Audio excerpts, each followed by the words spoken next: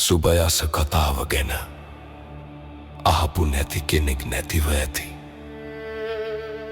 දොරඩු පාලයෙක්ව හිටපු සුබ රජකම ගත්තාට වැඩි කාලයක් රජකම් කරන්න ලැබුණේ නැහැ.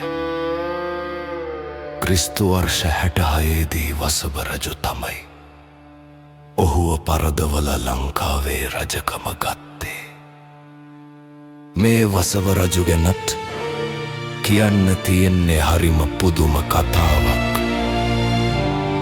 වසභ කියලා කෙනෙක් අතින් සුබ රජුට මරණය අත්වෙලා රජකම නැති වෙනවා කියලා ඒ කාලේ හිටපු දෛවජයෙක් අනාවැකියක් කිව්වා. මේක අහපු වෙලාවේ ඉඳලා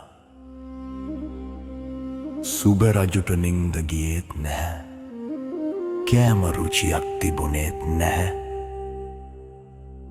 ඒ නිසාම වසභ කියලා නම තියෙන හැම කෙනෙක්වම හොය හොයා මරන්න රජතුමා පටන් ගත්තා වාසනාවකට. සුබ රජුගේ සිංපතියාගේ බෑනාගේ නම වුණේත් වසභ. වසභ තමාට වෙන්න යන දේ ගැන කිසිම දෙයක් දැනගෙන හිටියේ නැහැ.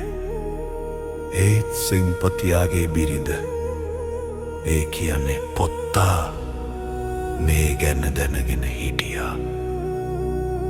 ඇගේ බෑනා බේරගන්න ඕන නිසා ඇය උපක්‍රමයක් යෙදුවා.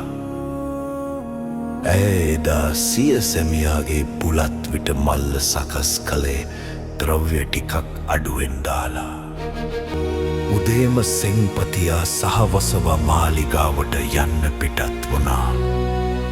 අතරමඟදි සෙන්පතියා බුලත් විට කන්න ගියාමයි දැනගත්තේ බඩු ටිකක් අඩුයි කියලා. වැඩි දුරක් ඇවිත් නොතිබුණු නිසා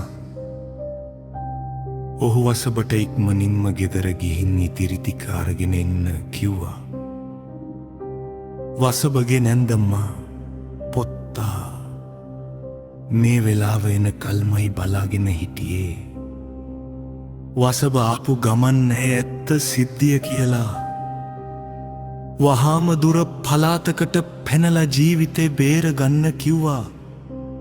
ඒ වගේම ඔහුට යන්න කාවනු දහසක්ද දුන්නා. පැනලා ගිය වසභ මහා විහාරවාසී භික්ෂූන් වහන්සේලාගේ සහාය අරගෙන බලවත් වෙලා කැරැල්ලක් ගැහුවා. ඒ සටනේදී සුබ රජු වගේම වසභගේ මාමා වුණු සෙන්පතිතුමාත් මිය ගියා. අවසානයේ දෛවජන කියපු විදියටම වසභ රජකමට ආවා.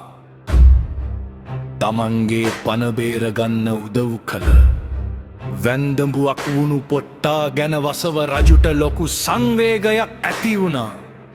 ඒ නිසාම කලගුණ සැලකීමක් විදියට ඔහු ඇයව විවාහ කරගන්න තීරණය කළා.